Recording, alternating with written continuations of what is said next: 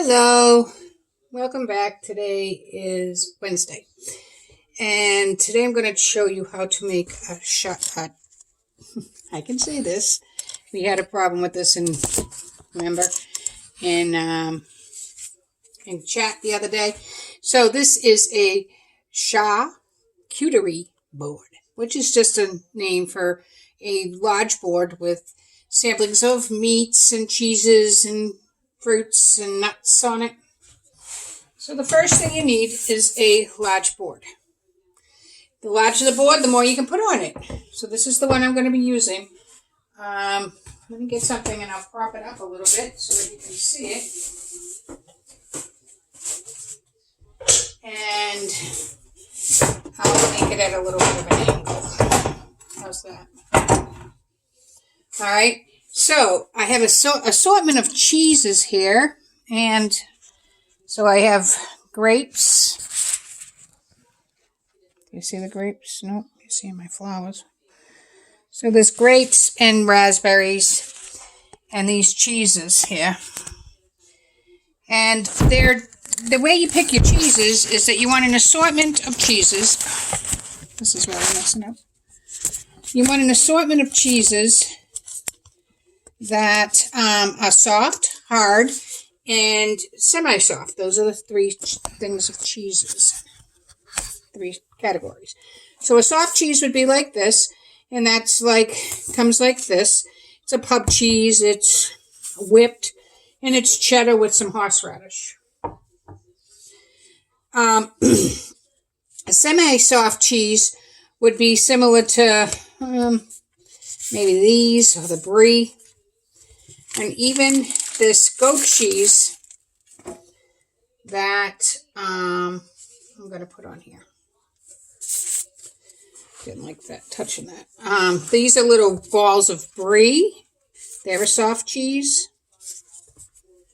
And all I'm doing is arranging them on my board so that I can put other things around them. So you want to keep in mind that you don't want all your cheeses to be in triangular form. This one here is in a little bit more of a square form, and this one here this is Gouda, and it's from a round form. I also didn't want all the same colors, so I bought an Irish cheddar, which has, a little bit of a rind and a little bit of brown running through it. This is like a nice pepper jack. So this is my biggest one, so I'll cut off some of this so that people can help themselves to take some of this with their crackers or bread that I'm going to offer with it. So I cut off 4 little slices. I'm going to put the big hunk on there. And I'm going to cut these slices into almost a triangle just to give them a different shape. And then you can arrange them right around there so that people can just grab them, easily.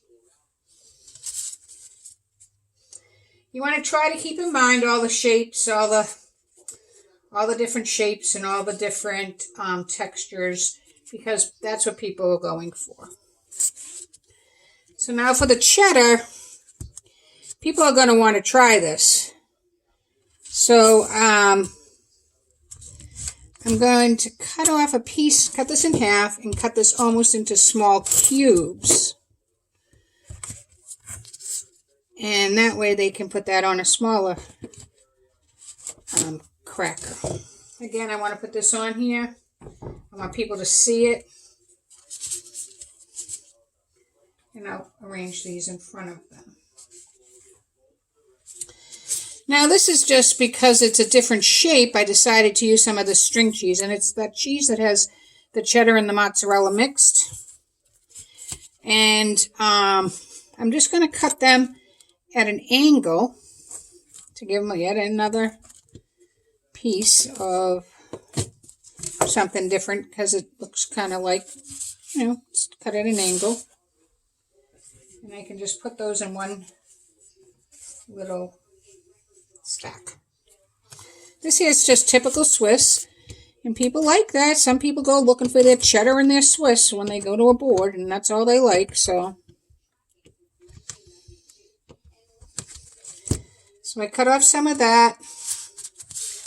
Cut these in half. Now they're perfect squares. And I'm just going to line them up. Coming right down the side here.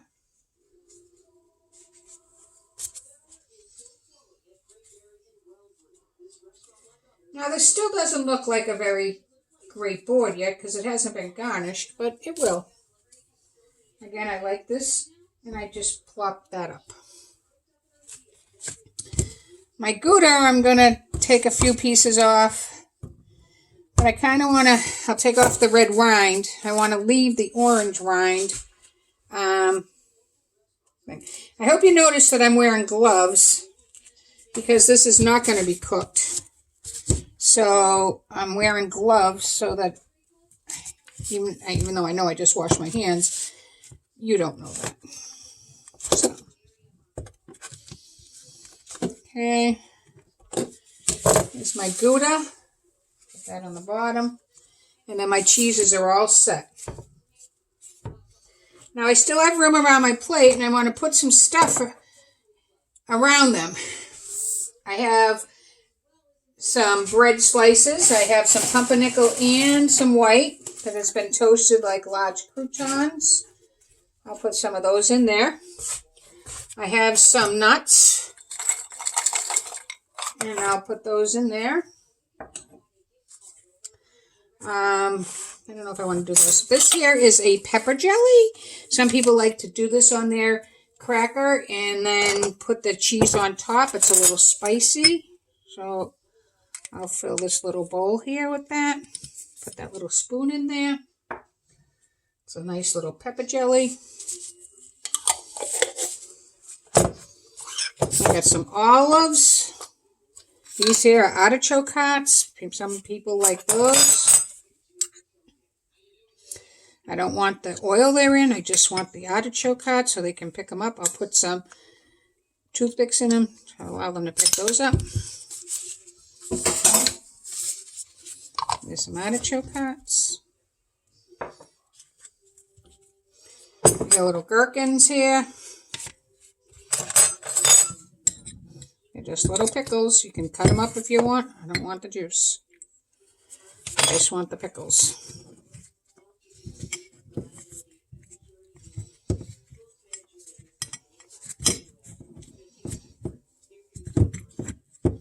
And another little bowl for my olives.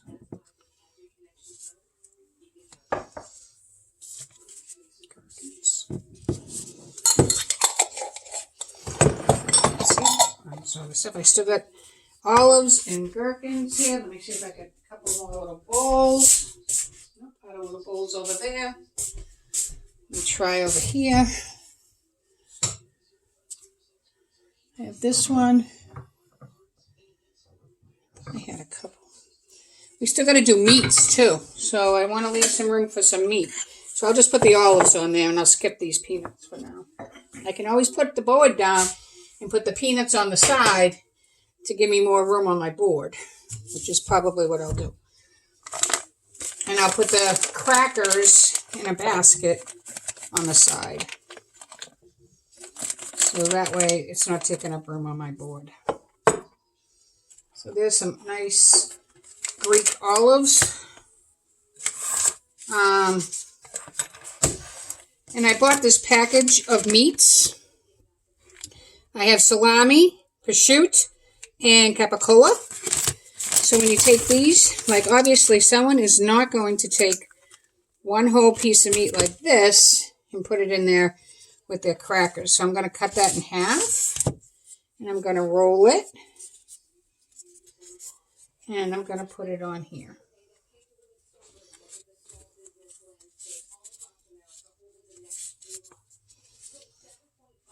Okay.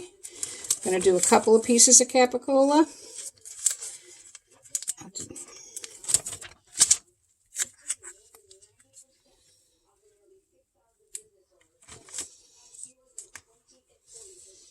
Okay. Actually, this is prosciutto. I can smell it.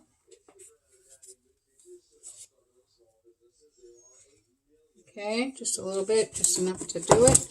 I have some salami, which you can fold in half and then make them into little horns, little triangles, which I'm going to put over here. Sometimes it's good to put like a grainy mustard on here because people like the mustard in their salami. And then on top of their bread. Some boards are so big they take up a whole table. So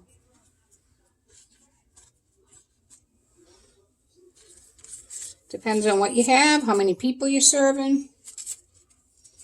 You just want an assortment of taste, texture. All right, and the last one is our capicola, which is right here. Capicola, usually, if it's not too thin, I like to roll it like this.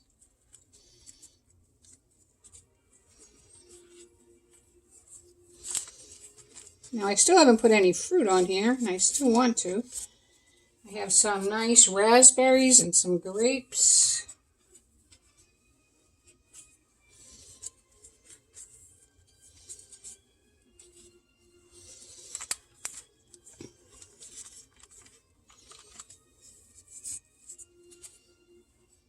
Okay, I have some grapes here. This is a nice big bushel of grapes. I'm going to put them right in here. I have some beautiful raspberries here, all nice and washed. And I'm going to put them on here. It's not as good a raspberries as they look. Truthfully, they're a little soft.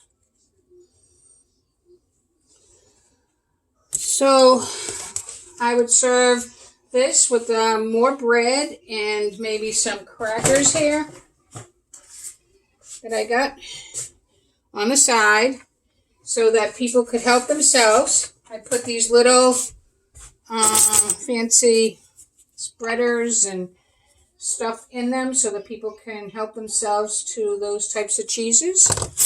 I have some little forks for these items. I'll fix that in a minute. That just went to fall. You don't want to leave people up to, put that over there with the brie, to touch them, to have to touch them with their hands. And then I'll put out little tongs so that they can pick up the other items. So the completed board looks like this, as you can see.